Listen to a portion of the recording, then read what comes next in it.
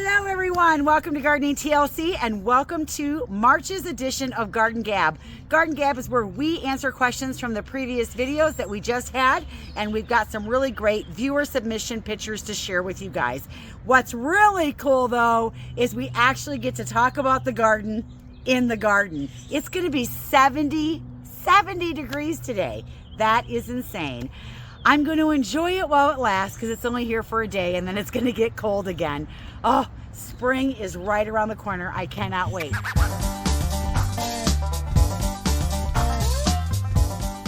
So how are you guys? I had a really busy February between going to Seattle, Valentine's Day. We had to finish taking down the Christmas walk. We were flipping things in the store. Products started coming. We got a big houseplant load. Plus we were doing all of our fun videos. So we shared videos about the Northwest Flower Show. We did some design videos. I also talked about some cool season herbs, and we got some really nice viewer submission pictures. So let's jump in with video number 1. Our first video was inspired by the Northwest Flower Show. I had such a great time at that show. Oh my goodness, everything about it was awesome. From the big gardens to the little cityscape gardens that they did, to the speakers and the stage demos. Some of the vendors there were totally awesome. In fact, I found a couple of vendors for my store, so that was pretty cool. I got to go have drinks with Aaron from The Impatient Gardener, and that was a lovely time. Just, the people that I met, it was fantastic. Terry, oh my God, I had so much fun with you. It was so great to meet you. I can't wait till you come to the garden center this summer. So just all in all, it was great. Our first video was inspired by the cityscapes though that was at the show, and they did 12 of these little vignettes, and they could have been on a back porch, in a she shed, on a front porch, on a rooftop garden, someplace small where you had to fit everything in. I thought it was so awesome because I saw pieces in almost all of them that I could take a piece of that and put it on my front porch, put it on my back porch, put it in the she shed. I thought it was great. I loved it. Are you ready to answer some questions about the videos? While we're answering questions, we're going to look at your viewer submission pictures. And this first one comes from Jennifer, who lives in Alexandria, Minnesota, Zone 4B. And what she writes is, the snow and ice are slowly melting away. Pictured here is a brand new bird feeder from my husband today for my birthday. Happy birthday. Bird feeders are great gifts to give to gardeners. The shade garden bed is still asleep and the lake beyond is still frozen, and she's looking forward to spring. I am looking forward to spring as well. I can't wait for it to get here. Our question came from Rosemary Time, and she said she spied a lot of things in the different gardens that I showed that she liked. She liked the white Victorian boots, and she said that if she planted those, she would probably put silks in them. And I'll give you my 2 cents on silks. I don't think there's anything wrong with it. There are a lot of diehard gardeners out there that are like, no silks, no silks. But I don't know, if there's a place for it and you can make it look good and it works, I think there's nothing wrong with it. I have a few on my front porch and I'm okay with that. Now, I think I have plenty of things that are growing around the garden that more than make up for one little container of silks that I have on my front porch. Now, the question that she had though was, what's my favorite flower?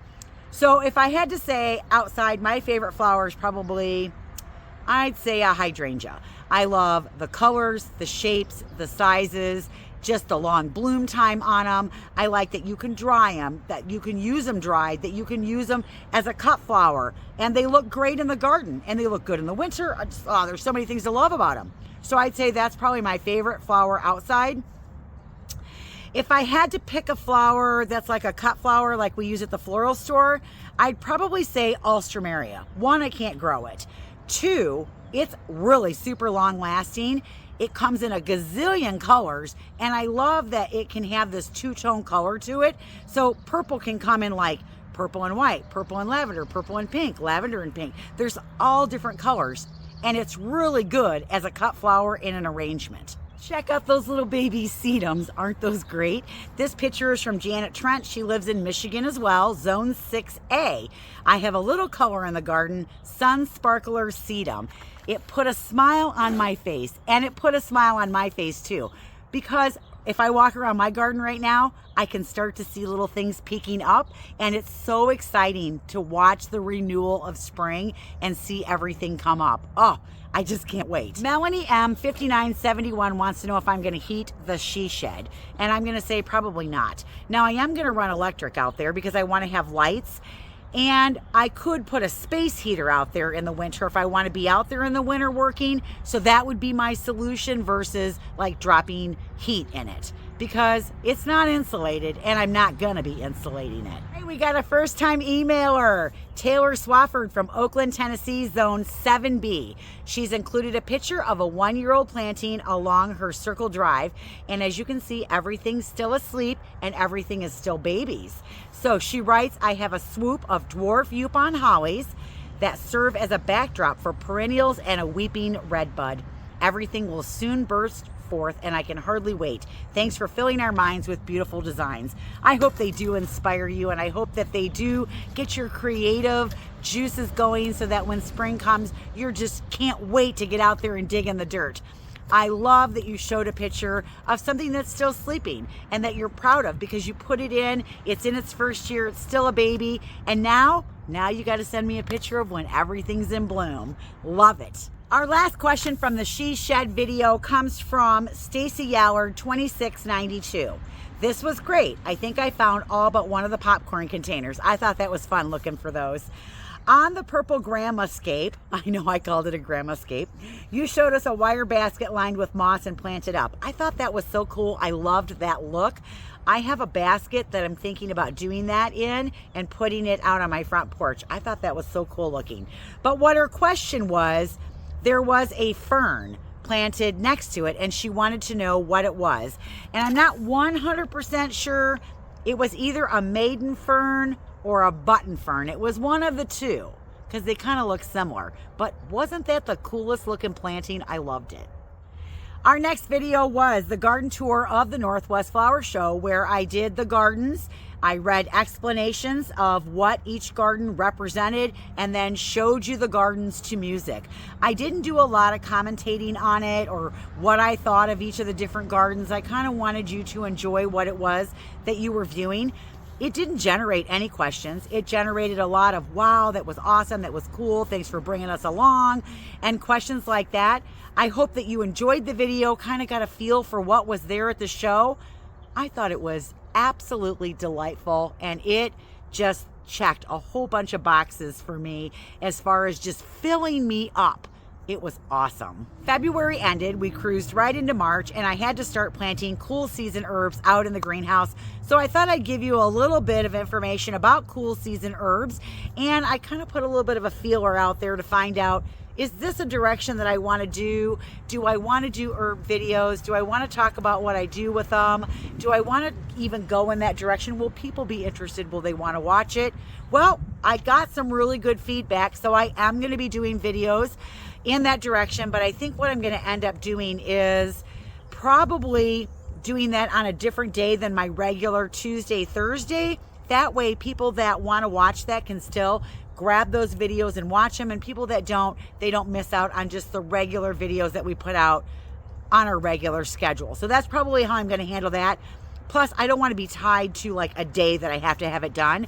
I want to do it as like things are ready. So they're going to be probably hit and miss, but watch for those because I will put those out all season long. This absolutely lovely picture was submitted by Lois Dara. I have attached pictures of my garden for March Garden Gab taken on March 8th. And it was hard to pick one of the two pictures, but I chose the icicles kind of in the forefront looking out on that snowscape. I really liked that one. And what she writes is she gardens in western New Brunswick, Canada, Zone 4B, where it could be a while before she gets to do much in the garden. This is her backyard view. It's gorgeous. CMash 5195 writes, thanks Michelle, I didn't realize parsley was a cool season herb. I've not had much luck growing it with winter sowing method. I've tried direct sowing with better results. Do you thin and plant out only one seedling per hole? So no, I don't. So basically last year when I was doing the garden series, I planted it two ways. I planted it with little starts that I got at the garden center. I put them in the ground because I wanted to be able to harvest earlier. Then I started some in my lettuce bed by seed. It took so long for that to come up and for me to be able to harvest. I was harvesting the stuff that I started from a plant probably a month, maybe 6 weeks before I was harvesting the stuff that I started from seed. I felt like it took forever for that to get bigger. Now you can definitely do it that way. I just want it sooner, so that's why I start mine in little pots so that I can get to harvesting faster. And no, I don't thin them out. Oh, check out this pretty little witch hazel. This is from Donna Funk. She lives in Kalamazoo, Michigan, Zone 6A. And she writes, the ups and downs of temperatures this winter have made the season a little late to start. We are having the first sunny days we've had in quite a while, and they've had snow and more gray days than she can count. Witch hazel for me, we have one at the garden center. Ours is just starting to wake up too. It really is that first true flower bud break for us. Now crocus are a little bit behind that here where we live. That would be the second one that I'll see. And then I'll start to see Lenten rose and then daffodils. But yeah, don't you love witch hazel? They are so interesting. The last question from that video came from Terry Green 8649, and she writes, where did I get the tray? I was looking for that size on Amazon and couldn't find it. I wasn't sure which tray you were talking about. So if you were talking about those little green trays, I actually ordered those from the Greenhouse Mega Store on the internet. The other ones, those little thin-walled 3-inch round pots, we get those in bulk. So I order those from one of our vendors. But the trays, we save the trays that are left over from the year before when annuals come, and we just recycle them and reuse them. And so I just took those pots and put them in the trays that we had left over. So I don't know where you would order those. Maybe that Greenhouse Mega Store would have those too. I'm not sure because I've never looked for those there, but you could try that source. All right, we did a fun little video where we did a design in the front of a house and we called it Front Yard Design Ideas from Bland to Beautiful. This one I thought turned out pretty good. I really liked the design itself. I liked the wall that we did, and hopefully you liked it too. Look at those sweet little purple crocus. You know spring is coming when those are blooming in your garden. This is from Terry Paul. She lives in Oregon, Zone 8, and these crocus were a gift from her old neighbor. Aren't these gorgeous? They're so happy looking. Kathy Brown 4102 writes, I am in 6B and love this design and would like to reproduce it for my sun/part shade front landscape bed. Is there another flowering shrub that's white that I could put in front of the boxwoods that are more deer tolerant? And my recommendation would be a Deutzia Yuki snowflake. They're just as small, they don't get very big, and they're supposed to be deer resistant, so that might be just the ticket for you. We are looking inside the greenhouse of Jo Sweat, and she lives in Olive Branch, Mississippi, Zone 8. And I love the head. And she sent me a lot of different pictures of all the different plants. Oh my goodness. She has an extensive collection of different things in her greenhouse. But this was the picture that I liked the most because I really liked that head. And so, thank you for sending this in. I'm so jealous of all those plants you have in there. Darlene LaGrosse 4800 and a few others of you wanted to know why there's a missing shutter on the house. Well, let me tell you why. I wanted to make you guys go absolutely crazy, and I wanted to make 10 people ask me the question why it was gone, and I really wanted Terry Paul to go nuts because I left that off of there. It was just an editing mistake. I was so busy putting the shutters on and trying to finish up the video, I forgot to add the shutter, and I knew it was missing. I just forgot. So yeah, y'all gonna have to be crazy now because it's missing a shutter. Jordana Collins sent me a whole bunch of pictures of her background, and this is the first time that she's emailed pictures in for Garden Gab. I had a hard time picking one, and I'll tell you, when your stuff starts to wake up, make sure you're sending a picture in every single month so that we can see what it looks like when it wakes up. I will only choose one picture, no matter how many you send me, to put on Garden Gab, because as we progress further into the summer, we get more and more and more pictures, and Garden Gab would be 2 hours long if I tried to show everything that everyone sent. So I chose this one here, which shows the limelight hydrangeas that are planted along the side of the house.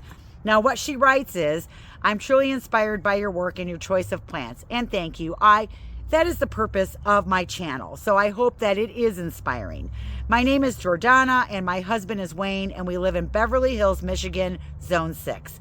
Over the past year, we've turned our attention to the backyard, which spans nearly an acre. So I definitely want to see more pictures of what you're doing in that backyard so that all of us can be inspired with you. We have another question from CMash5195, and she writes, I love all your plant selections. Thanks for sharing.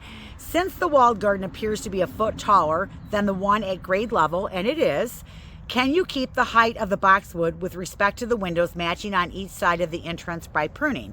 Well, you can certainly try to do that. I don't know that you're going to get it exactly the same, but visually, if you stand back and you look at it, you're going to grow the ones on the bottom a little bit bigger than the ones on the top level. But I think that at the end of the day, I don't know that that's really going to make that big of a visual impact, but you can certainly try to do that. I love all these new viewer submission pictures. So this one comes from Mike Rawl, and he lives in central Illinois outside of Champaign. The other day I saw my spring bulbs sprouting. That's so awesome. I believe that the picture that he sent me are hyacinths, but I could be wrong. I can't remember what I planted last fall. I've done that so many times where I'm like, what did I plant? Where did I plant it? I guess I'll have to wait till it comes up and I'll have to figure it out then. We've all done that. All right, the winter has been long and rough, but seeing this got me excited that spring is right around the corner. One thing that I'm planning on doing this spring is creating a new flower island filled with natives and perennials to help save the bees. Make sure that you send us pictures of that as you're putting that together. I would love to see that. Our question comes from Sherry McLadden 9097. Love the design. I have a similar layout on the front of my house with the same walkway to my front door. I'm considering creating a bed in front of the walkway as well. Would you recommend shorter planters or shorter plants there? I'm concerned about covering up the view of the bed I've planted in front of the house. So essentially I have a bed on either side of the walkway. I'm thinking of a curve shape to soften the straight lines. And yes, I would do shorter, maybe a taller see-through plant if there's anywhere where you're coming around the corner, or maybe at the end as you're coming up the driveway. You kind of would have to lay it out to see how that would look. But yeah, you definitely want to do things shorter so that you can see what's on the other side. This picture is from Billy. Hello, Billy. And she writes, greeting from Zone 7B, North Carolina. Lots blooming in spite of the cold and snow we have been receiving on and off over the last few weeks. Daphne, 3 years in the ground, graced me with flowers this year. I was beginning to wonder if it would ever bloom, but it did. Hellebores are blooming. This beauty is in the stumpery that I created in the back corner of the shady side of my property.